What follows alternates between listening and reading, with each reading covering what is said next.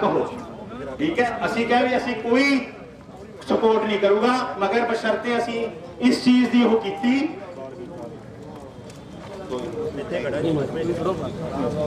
کہ تسی بھی اگر کوئی حضور پاک صلی اللہ علیہ وسلم دے شان دے خلاف یا پھر اللہ پاک دی شان دے خلاف کوئی یہ سارے تو ہاتھ کھڑے کر کے میں اس چیز دا اعلان سننا چاہنا ہے کہ آج تو بعد ویسے تو شروع تو ہی نہیں ہونا چاہیے مگر آج تو بعد کوئی بندے کو قدم معافی نہیں مل سکتی اسی وہ جڑا سیکنڈ بندہ تھا انہوں بھی کافی کوشش کی گئی کہ انہوں معافی دلا لو مگر میں کوئی تھوڑے سامنے وہ نہیں کرنا چاہوں گا یا میری کوئی اوقات نہیں ہے اور اللہ کے حکم نہ تھوڑے پائیاں رہتا بس سٹینڈ دیکھا کہ گردن کٹ جو بھی فیصلہ نہیں ہوگا ساڑھی شان دے وچ اگر میں میرا ترک ہی تھی گا کہ اگر کوئی اپنی شان دے وچ کوئی بندہ ماڑی جی وہ کر دے نا کوئی چیز الفاظ دے وچ بول دے اوے تو بول دے آپ نہیں ہوں یار تھوڑے اکھاں چو ہنجو نہیں آتے یار ٹھیک ہے اسی سوچ بھی نہیں سکتے ہے کہ سارے دلوں چ اس ملک کا قانون نپر شرما نو چاہے پھانسی دے چاہے معاف کر دے مگر سارے دلوں دے وچوں کدے بھی انہوں معاف نہیں کیتا جاؤ گا وہ کوئی رہائی نہیں ہوگی انشاءاللہ اور ایک گزارش اور ہے کہ سارے میرے بھائیوں کا میں بہت تہہ دلوں شکریہ کرنا کہ شدت دی گرمی دے وچوں مگر میں پہلے بھی کہہ چکے ہیں کہ قبر دی گرمی دے وچ نالوں گرمی برداشت کرنی سوکھی ہے دوستو تو انشاءاللہ اے میں ملک دے حکمران نو بھی کہنا چاہنا تو ڈک دے سانو جیلن سانو کوئی چکر نہیں ہے گا انشاءاللہ تعالی سانو اسی یہ بھی یہ ساڈی ایک شہادت دی موت ہوگی مگر اسی پیسفل طریقے دے نال اسی میں ہون بھی کہنا اسی صبر کیتا ہویا اور انشاءاللہ صبر دے نال انہاں نو ہراواں گے جو اج دے حالات نے بہت زیادہ بیک فٹ تے آ چکے ہیں انہاں نو کاروائی کرنی پਊ گی اج جڑا تسی اج دا احتجاج اپاں نوں کچھ بندے کہندے یار آپ منگ پتر دے دینے کٹھے ہو جائے سارا کچھ نوٹس ہوں سارا کچھ پتا ہوں کہ ہاں جذبات مسلمانوں دے بھی حضور پاک صلی اللہ علیہ وسلم دی شان دی گستاخی نہیں برداشت کر سکتے لوگ جدوں اسی آ کے اس چیز تے مہر لاؤنے ہیں نا تو اوپر تک سرکاراں ملدیاں پھر کاروائیاں پھر شروع ہوندیاں اس لیے جد بھی کدے ضرورت پوے انشاءاللہ اسی تیار سی آواں گے سدے کوئی میں پہلا ہن بھی کہنا چاہنا کہ ساڈا صبر نہ آزمایا جاوے جے کدے زندگی دے وچ کسی نے کوئی غلطی کیتی دوبارہ تا انشاءاللہ تعالیٰ تم نے جو کرنا وہ کرو مگر اسی محمد صلی اللہ علیہ وسلم نو محبت کرنا لے انہاں دے عاشق انہاں دے غلام اسی جے چاہے مرنا بھی پہ جائے انشاءاللہ اسی انصاف لے کے رکھیں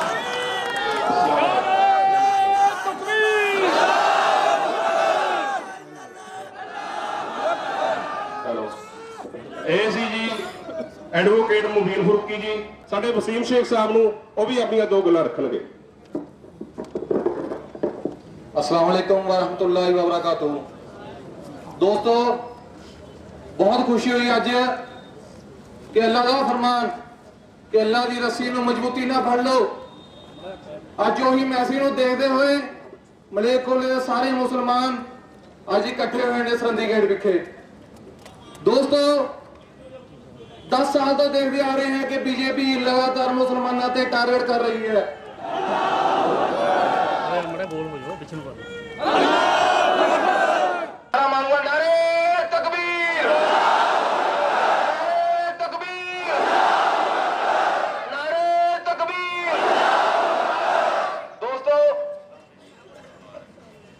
ایک گل میں اور لاسٹ وچ کہنا چاہوں گا اور بھی ساڈے 2-3 بلارے جڑے ہے وہ بھی بولن گے تھوڑے نال روبرو ہون گے میں گزارش کرنا ریکویسٹ کردا کہ شہر دے وچ بہت آپسی اختلاف ہو سکتے ہیں پر جدو اللہ دے نبی دا نام آندا ہے اللہ پاک دی شان جو گستاخی ہوندی ہے یا قرآن پاک دی گستاخی ہوندی ہے تا سارے بھائی ایک آواز تے اکٹھے ہویا کرو انشاءاللہ اے نال ہندوستان دی جو حکومت ہے انہاں تک میسج ضرور لے گا کہ مسلمان اکٹھے نے مسلمانوں کو باہر کرنے کی گل تو دور مفتی صاحب بسم اللہ الرحمن الرحیم الحمدللہ کفا وسلام علی عبادہ الذین اصطفیٰ اللہ کے نبی صلی اللہ علیہ وسلم کا ارشاد گرامی ہے اکثروا من الصلاة علی یوم الجمعہ جمعہ کے دن مجھ پر کثرت کے ساتھ درود بھیجا کرو آئیے سب سے پہلے ہم ایک نماز والا درود پڑھتے ہیں جس سے اللہ کے نبی صلی اللہ علیہ وسلم کی شان اور رفعت ظاہر ہو. اللہم صلی علی سیدنا مولانا محمد کما صلیت علی ابراہیم وعلی آل ابراہیم انک حمید مجید. وہ دانا سبل مولا کل فتح الرسل جس نے غبار راہ کو بخشا فروغ وادی سینا، اتر کر ہرا سے سوئے قوم آیا اور ایک نسخہ کیمیا ساتھ لایا. اتر کر ہرا سے سوئے قوم آیا اور ایک نسخہ کیمیا ساتھ لایا. راہ میں کانٹے جس نے بچھائے گالی دی پتھر برسائے، اس پر چھڑکی پیار کی شبنم صلی اللہ علیہ وسلم صلی اللہ علیہ وسلم. میرے دوستو، اللہ نے اپنے حبیب صلی اللہ علیہ وسلم کے بارے میں فرمایا وَمَا أَرْسَلْنَاكَ إِلَّا رَحْمَةً لِلْعَالَمِينَ. اے نبی، ہم نے آپ کو سارے جہانوں کے لیے رحمت بنا کر بھیجا. ہم نے آپ کو آسمانوں کے لیے رحمت بنایا، زمین کے لیے رحمت بنایا، دریاؤں کے لیے رحمت بنایا، پہاڑوں کے لیے رحمت بنایا، درندوں کے لیے، چرندوں کے لیے، پرندوں کے لیے رحمت بنایا، انسانوں کے لیے، مردوں کے لیے، عورتوں کے لیے، بوڑھوں کے لیے، بچوں کے لیے رحمت بنایا. ہم نے آپ کو ہر مخلوق کے لیے رحمت بنا کر بھیجا ہے. آج اللہ کے نبی صلی اللہ علیہ وسلم کا صدقہ ہے کہ سورج نکل رہا ہے، دن اور رات کے آنے جانے کا سلسلہ ہے، ہوائیں چل رہی ہیں، دنیا کا نظام برقرار ہے.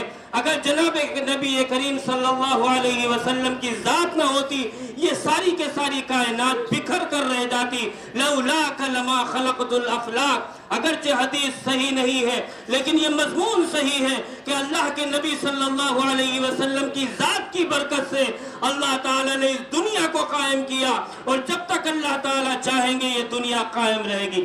وہ لوگ کم عقل ہیں، ناسمجھ ہیں، نادان ہیں، جو اللہ کے نبی صلی اللہ علیہ وسلم کی شان میں گستاخی کرتے ہیں.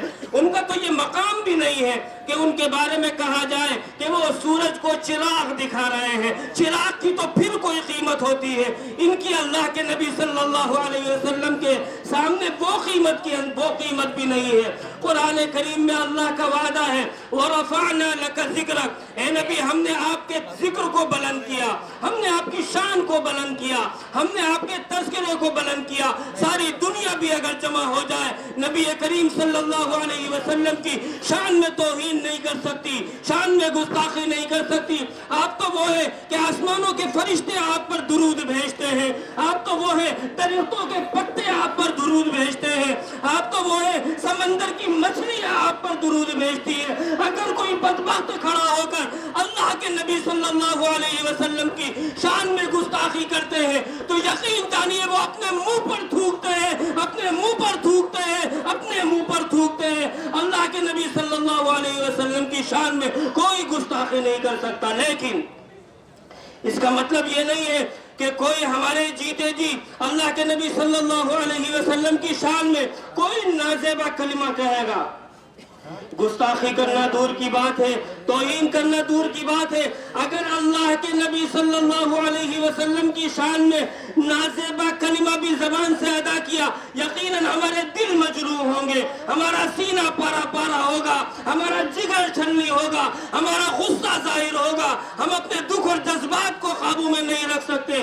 ہم اپیل کرتے ہیں حکومت ہند سے کہ ان مجرموں کو کیفر کردار تک پہنچایا جائے، ان کے خلاف بنتی کارروائی کی جائے، ان کو سزا واقعی دی جائے. خالی پارٹی سے برخاست کرنا منظور نہیں ہے، خالی FIR درج کر لینا منظور نہیں ہے.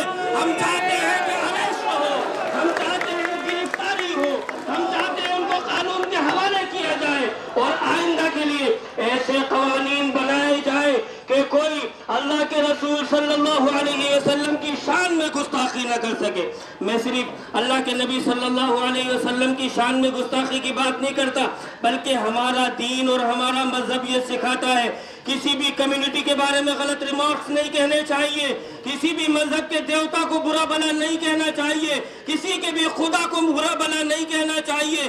جس کے ساتھ جذبات جڑے ہوئے ہیں، جس کے ساتھ عقیدتیں جڑی ہوئی ہیں، جس کے ساتھ بھاونائیں جڑی ہوئی ہیں، اس پر انگلی आनी चाहिए, चाहे वो हिंदू धर्म हो, चाहे वो सिख धर्म हो, चाहे वो जैनी हो, चाहे वो बुद्धिस्ट हो, चाहे वो यहूदी हो, चाहे वो ईसानी हो, सब अपने अपने मजहबी पैरोकारों को मानते हैं। सबके दिल में अपने मजहबी पेशवाओं के लिए अजमत और अकीदत है।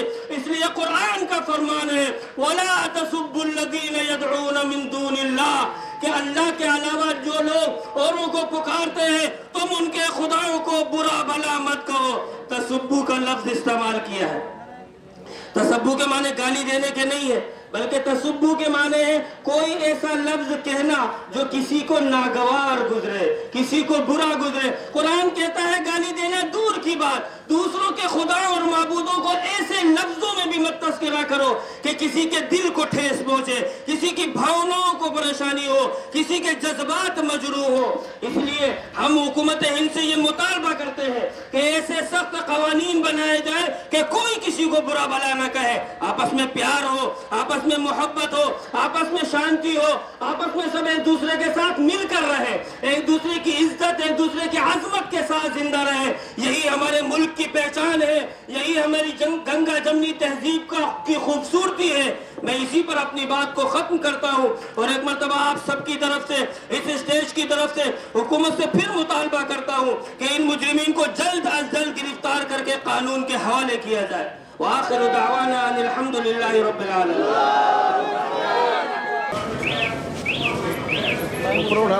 कोई नहीं, एक मिनट बस।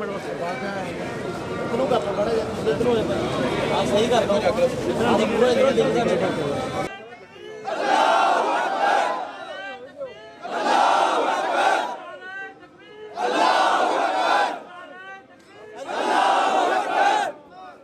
ਗੱਡੀ ਕੱਢ ਲਈ ਅੱਗੇ ਲੇਡੀਜ਼ ਨੂੰ ਕੱਢ ਲਈ ਪਿੱਛੇ ਨੂੰ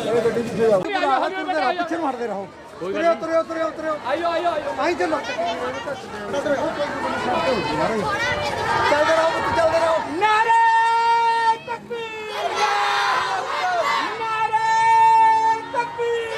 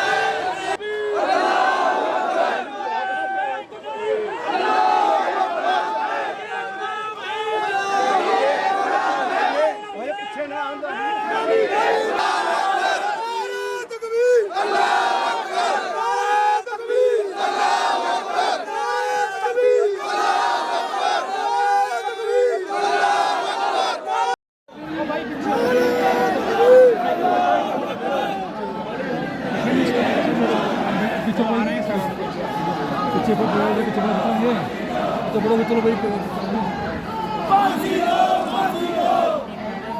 ਖਰਚਾ ਭਾਈ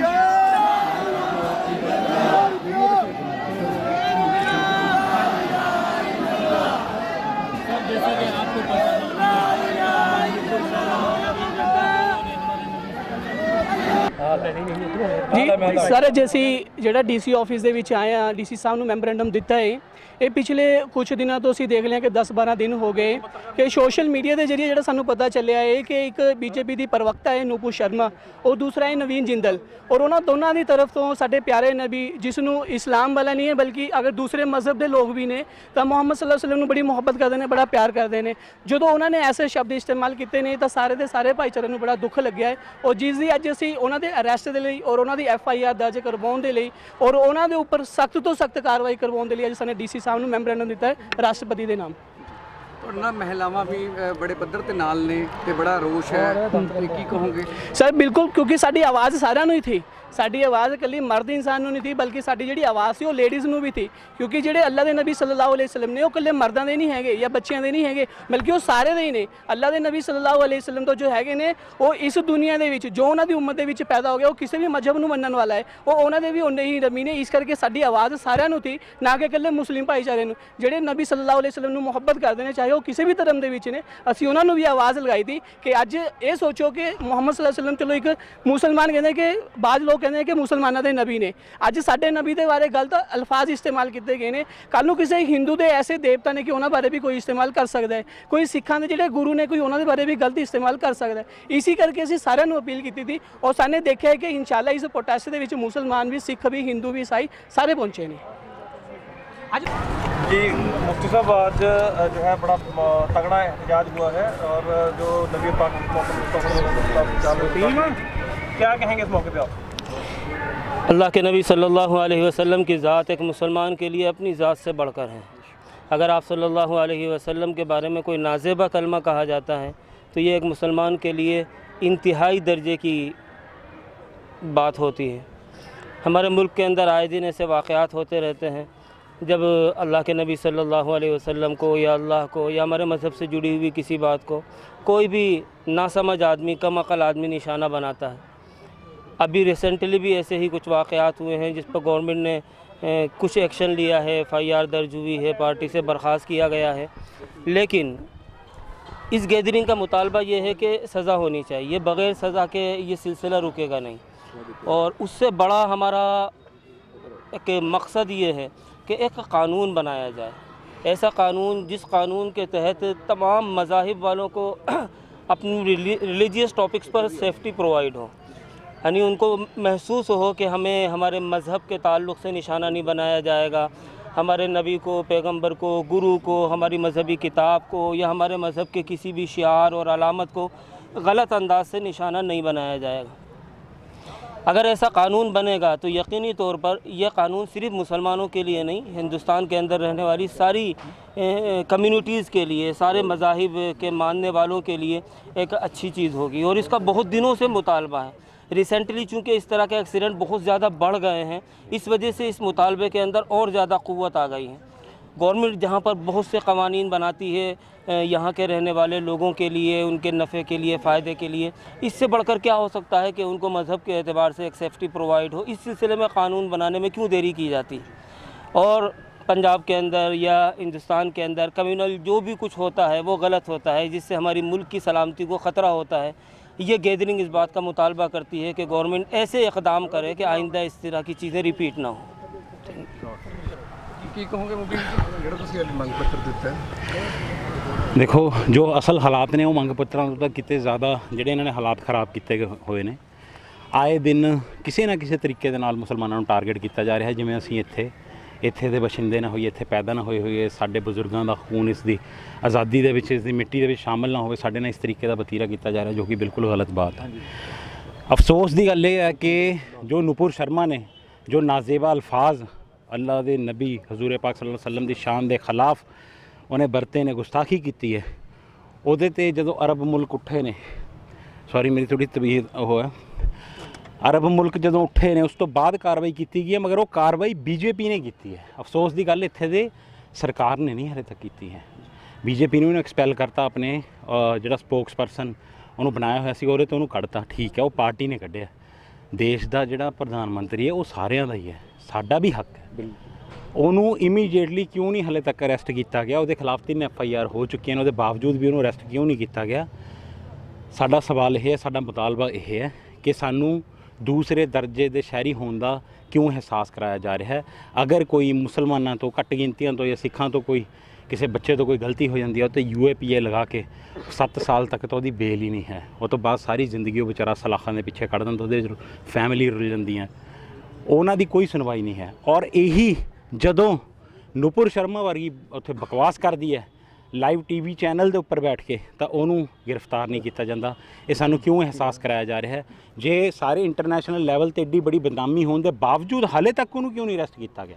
ਕਿਉਂ? ਅਸੀਂ ਇਹ ਦਿਖਾਉਣਾ ਚਾਹੁੰਦੇ ਹਾਂ ਪੂਰੇ ਅਰਬ ਮੁਲਕਾਂ ਨੂੰ ਜਾਂ ਪੂਰੀ ਦੁਨੀਆ ਦੇ ਮੁਲਕਾਂ ਨੂੰ ਕਿ ਭਾਰਤ ਦੇ ਵਿੱਚ ਅਗਰ ਕੋਈ ਪਰਚਾ ਦਰਜ ਹੁੰਦਾ, FIR ਹੁੰਦੀ ਹੈ, ਠੀਕ ਹੈ, ਔਰ ਕੋਗਨੀਜ਼ੇਬਲ ਅਫੈਂਸ ਹੈ, ਇਹ ਨਾਨ ਕੰਪਾਊਂਡੇਬਲ ਅਫੈਂਸ ਹੈ, ਤਾਂ ਉਹਦੇ ਵਿੱਚ ਇਹਨਾਂ ਨੂੰ ਤਾਂ ਆਪ ਹੀ ਪਰਚਾ ਦਰਜ ਕਰਕੇ ਉਹਨੂੰ ਕਦੋਂ ਦਾ ਅਰੈਸਟ ਕਰ ਲੈਣਾ ਚਾਹੀਦਾ ਸੀਗਾ। ਅਗਰ ਕੋਈ ਹੋਰ ਬੰਦਾ ਹੁੰਦਾ ਇਹਦੀ ਜਗ੍ਹਾ, ਉਹਦੇ ਪੂਰੇ ਖਾਨਦਾਨ ਨੂੰ ਚੱਕ ਕੇ ਅੰਦਰ ਕਰ ਦਿੰਦੇ। ਸਾਡਾ ਸਿਰਫ ਇਹੀ ਮੁਤਾਲਬਾ ਹੈ ਕਿ ਆਸ਼ਿਕੇ ਰਸੂਲ ਜਿੰਨੇ ਵੀ ਇੱਥੇ ਬੰਦੇ ਇੱਥੇ ਅੱਜ ਆਏ ਨੇ, ਅਸੀਂ ਸਾਰੇ ਹਜ਼ੂਰ ਪਾਕ ਸੱਲੱਲਾਹੁ ਅਲੈਹਿ ਵਸੱਲਮ ਮੁਹੰਮਦ ਸਾਹਿਬ ਦੇ ਗੁਲਾਮ ਹਾਂ। ਅਸੀਂ ਆਪਣੀ ਜਾਨ ਤੱਕ ਵੀ ਦੇ ਸਕਦੇ ਹਾਂ। ਸਾਨੂੰ ਇਸ ਹੱਦ ਤੱਕ ਮਜਬੂਰ ਨਾ ਕੀਤਾ ਜਾਵੇ, ਇਸ ਹੱਦ ਤੱਕ ਨਾ ਸਤਾਇਆ ਜਾਵੇ। ਅਸੀਂ ਅੱਜ ਸੜਕਾਂ ਦੇ ਉੱਪਰ ਉਤਰੇ ਹਾਂ, ਮਗਰ ਜਿੱਥੇ ਕਿਤੇ ਜਾਨ ਦੇਣ ਦੀ ਉਹ ਹੋਈ ਤਾਂ ਇਨਸ਼ਾ ਅੱਲਾਹ ਤਾਲਾ ਆ ਗਰਦਨਾਂ ਇਹ ਸੜਕਾਂ ਦੇ ਉੱਪਰ ਵੀ ਪਈਆਂ ਹੋਣਗੀਆਂ। ਐਕਟ ਦੇ ਨਾਲ ਜਿਹੜਾ ਹੈਗਾ ਇੰਟਰਨੈਸ਼ਨਲ ਲੈਵਲ ਦੇ ਉੱਪਰ ਇੱਕ ਡਿਫੇਮ ਹੋਇਆ ਕੰਟਰੀ, ਤੁਹਾਨੂੰ ਕੀ ਲੱਗਦਾ ਵੀ ਕਿੰਨਾ ਕੁ ਡਿਫੇਮ? ਅਸੀਂ ਕਹਿੰਦੇ ਹਾਂ ਵੀ ਕਿਉਂ ਮੁਲਕ ਦੀ ਵੀ ਬੇਅਸੀ, ਇਹਦਾ ਮਤਲਬ ਹੈ ਮੁਸਲਮਾਨ ਤਾਂ ਫਿਰ ਜ਼ਿਆਦਾ ਮੁਹੱਬਤ ਕਰਦਾ ਮੁਲਕ ਨੂੰ। ਅਸੀਂ ਕਹਿੰਦੇ ਕਿਉਂ ਨਹੀਂ ਚੱਕ ਕੇ ਤੁਸੀਂ ਉਹਨਾਂ ਨੂੰ ਅੰਦਰ ਕਰਦੇ? ਕਿਉਂ ਉਹਨਾਂ ਨੂੰ ਐਸਾ ਮੌਕਾ ਦਿੱਤਾ ਜਾ ਰਿਹਾ ਹੈ ਕਿ ਤੁਸੀਂ ਉਹਨਾਂ ਨੂੰ ਪੂਰੇ ਦੁਨੀਆ ਦੇ ਲੈਵਲ ਦੇ ਉੱਪਰ ਮੁਲਕ ਦੀ ਜਿਹੜੀ ਸ਼ਾਨ ਹੈ ਉਹਨੂੰ ਤੱਕ ਸਾਕ ਦੇ ਉੱਪਰ, ਠੀਕ ਹੈ, ਲਗਾਤੀ ਤੁਹਾਨੂੰ, ਦਾਅ ਦੇ ਉੱਪਰ ਲਗਾਤੀ ਤੁਸੀਂ। ਅਤੇ ਤੁਸੀਂ ਇੱਕ ਮੈਂ ਹੋਰ ਗੁਜ਼ਾਰਿਸ਼ ਕਰਦਾ, ਦੁਬਾਰਾ ਤੋਂ ਇਹੀ ਗੁਜ਼ਾਰਿਸ਼ ਕਰਦਾ, ਜੋ ਵੀ ਇਹ ਹਰਕਤਾਂ ਹੋ ਰਹੀਆਂ ਔਰ ਪੰਜਾਬ ਦੇ ਵਿੱਚ ਜੋ ਹਰਕਤਾਂ ਹੋ ਰਹੀਆਂ ਨੇ ਆਏ ਦਿਨ, ਜਿਹੜੇ ਆਪਣੇ ਇੱਥੇ ਬਟਾਲੇ ਦੇ ਵਿੱਚ, ਕਦੇ ਹੁਸ਼ਿਆਰਪੁਰ ਦੇ ਵਿੱਚ ਅਸੀਂ ਗਏ ਸੀਗੇ, ਉੱਥੇ ਮਾਮਲਾ ਦਰਜ ਕਰਵਾ ਕੇ ਆਏ ਹਾਂ, ਤਾਂ ਇਹ ਵੀ ਕਿਉਂ ਘਟਨਾਵਾਂ ਹੋ ਰਹੀਆਂ? ਕੌਣ ਨੇ ਇਹਨਾਂ ਦੇ ਪਿੱਛੇ? ਕਿਉਂ ਨਹੀਂ ਕਾਰਵਾਈ ਹੋ ਰਹੀ? ਮੈਂ ਇਹਦੇ 'ਤੇ ਵੀ ਇਹ ਵੀ ਕੰਡੈਮ ਕਰਦਾ, DGP ਪੰਜਾਬ ਸਾਹਿਬ ਨੂੰ ਵੀ ਮੈਂ ਗੁਜ਼ਾਰਿਸ਼ ਕਰਦਾ ਵੀ ਜਿਹੜੇ ਬੰਦੇ ਸ਼ਰਾਰਤੀ ਹੁੰਦੇ ਨੇ, ਕਾਨੂੰਨ ਸਾਰਿਆਂ ਵਾਸਤੇ ਬਰਾਬਰ ਹੈ। ਤੁਸੀਂ ਉੱਥੇ ਅਗਰ ਕੋਈ ਕਿਸੇ ਦੀ ਧੱਕੇ ਨਾਲ ਕੋਈ ਦੁਕਾਨ ਨਹੀਂ ਬੰਦ ਕਰਾ ਸਕਦਾ। ਅਗਰ ਕੋਈ ਮੁਸਲਮਾਨ ਬੱਚਾ, ਅਗਰ ਕਿਸੇ ਨੇ ਜਿਵੇਂ ਐਲੀਗੇਸ਼ਨ ਲਾ ਦੇਣ ਕਿਸੇ ਨੇ ਗਲਤੀ ਕੀਤੀ, ਉਹਦਾ ਪਰਚਾ ਦੇ ਕੇ ਉਹਨੂੰ ਅੰਦਰ ਕਰੋ। ਕੋਈ ਰੋਕਦਾ? ਕੋਈ ਨਹੀਂ, ਉਹਦੇ ਹੱਕ ਦੇ ਵਿੱਚ ਆਊਗਾ। ਮਗਰ ਤੁਸੀਂ ਉਹਦੀ ਆੜ ਦੇ ਵਿੱਚ ਤੁਸੀਂ ਸਾਰੇ ਮੁਸਲਮਾਨਾਂ ਦੀਆਂ ਦੁਕਾਨਾਂ ਨਹੀਂ ਬੰਦ ਕਰਾ ਸਕਦੇ। ਇਕਨੋਮਿਕ ਲਾਸ ਕਿੰਨਾ ਕੁ ਦੇਖਦੇ ਹੋ ਕਿ ਜੋ ਨੈਸ਼ਨਲ ਲੈਵਲ ਤੇ ਕਿੰਨਾ ਕੁ ਇਕਨੋਮਿਕ ਲਾਸ ਹੋ ਸਕਦਾ? ਤੁਸੀਂ ਬਾਹਰ ਜਿਹੜੇ ਅਰਬ ਕੰਟਰੀਜ਼ ਦੇ ਵਿੱਚ ਜੋ ਵੀਡੀਓ ਸਾਹਮਣੇ ਆ ਰਹੀਆਂ ਨੇ, ਉਹਨਾਂ ਨੇ ਇੱਥੇ ਦੇ ਇੰਡੀਅਨ ਜਿਹੜਾ ਸਮਾਨ ਆ ਉਹਦਾ ਬਾਇਕਾਟ ਕੀਤਾ। ਉਹ ਮੈਂ ਕਹਿੰਦਾ ਚਾਹੇ ਸਾਡੇ ਕਿਸੇ ਹਿੰਦੂ ਵੀਰ ਦਾ ਵੀ ਕਾਰੋਬਾਰ ਦਾ ਨੁਕਸਾਨ ਹੋਇਆ, ਕਿਉਂ ਹੋਇਆ? ਚੰਦ ਬੰਦਿਆਂ ਦੇ ਕਰਕੇ। ਮੈਂ ਕਹਿੰਦਾ ਕਿਉਂ ਸਾਰੀ ਕਮਿਊਨਿਟੀ ਸਫਰ ਕਰੇ? ਸਾਡੇ ਕਿੰਨੇ ਗੈਰ ਮੁਸਲਿਮ ਭਰਾ ਦੁਬਈ ਦੇ ਵਿੱਚ ਬੈਠੇ ਨੇ, ਹੋਰ ਅਰਬ ਕੰਟਰੀਜ਼ ਦੇ ਵਿੱਚ ਇੱਥੋਂ ਮਜ਼ਦੂਰੀ ਕਰਨ ਗਏ ਹੋਏ ਨੇ। ਤੁਸੀਂ ਯਾਰ ਉਹਨਾਂ ਦੀਆਂ ਜ਼ਿੰਦਗੀਆਂ ਵੀ, ਤੁਸੀਂ ਯਾਰ ਉਹਨਾਂ ਦੇ ਫਿਊਚਰ ਵੀ ਦਾਅ 'ਤੇ ਲਗਾਤੇ, ਆਪਣੀ ਬਕਵਾਸ ਵਾਸਤੇ, ਆਪਣੇ ਗੰਦੀ ਰਾਜਨੀਤੀ ਵਾਸਤੇ, ਆਪਣੀ ਜ਼ਹਿਰ ਵਾਸਤੇ। ਮੈਂ ਕਹੂੰਗਾ ਤੁਸੀਂ ਇਮੀਡੀਏਟਲੀ, ਮੈਂ ਤਾਂ ਸਰਕਾਰ ਨੂੰ ਇਹੀ ਅਪੀਲ ਕਰਦਾ ਕਿ ਤੁਸੀਂ ਉਹਨੂੰ ਗੁਸਤਾਖ ਔਰਤ ਨੂੰ ਫੜ ਕੇ ਅੰਦਰ ਕਰੋ, ਔਰ ਨਾਲ ਨਵੀਨ ਜਿੰਦਲ ਔਰ ਜਿੰਨੇ ਵੀ ਬੰਦੇ ਐਸੇ ਜ਼ਹਿਨੀਅਤ ਰੱਖਦੇ ਨੇ ਔਰ ਐਸੇ ਬਿਆਨ ਦਿੰਦੇ ਨੇ, ਤਾਂ ਉਹਨਾਂ ਨੂੰ ਸਾਰਿਆਂ ਨੂੰ ਚੱਕ ਕੇ ਅੰਦਰ ਕਰੋ। ਔਰ ਅਗਰ ਨਹੀਂ ਕਰਦੇ, ਅੱਜ ਇhtਜਾਜ ਕੀਤਾ, ਹਰ ਮੁਸਲਮਾਨ ਆਪਣੀਆਂ ਅਸੀਂ ਗਰਦਨਾਂ ਕਟਾਉਣ ਨੂੰ ਵੀ ਤਿਆਰ ਹਾਂ। ਇਨਸ਼ਾ ਅੱਲਾਹ ਅਸੀਂ ਕਿਸੇ ਵੀ ਕੀਮਤ ਕੋਈ ਵੀ ਕੁਰਬਾਨੀ ਦੇਣ ਨੂੰ ਅਸੀਂ ਤਿਆਰ ਹਾਂ।